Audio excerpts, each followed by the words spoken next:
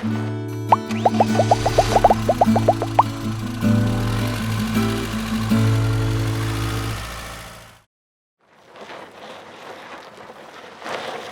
I'm Paul from RV Wholesalers, and today I'm going to show you how to check your air conditioner vent and how to clean it. So on the roof of your RV, you're going to have your air conditioner unit, and your vents, your intake vents are here, and that's where the filters are.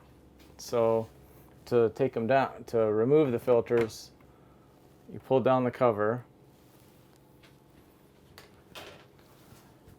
and then the filter kind of slides out like that, and then this is your filter. Normally your filter after use would be dirty, and you can either vacuum it out or you could rinse it out in your sink in your RV, and after it's clean, all you have to do is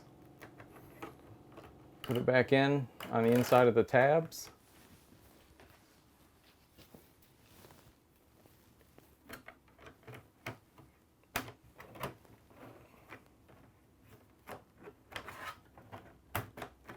And replace the cover.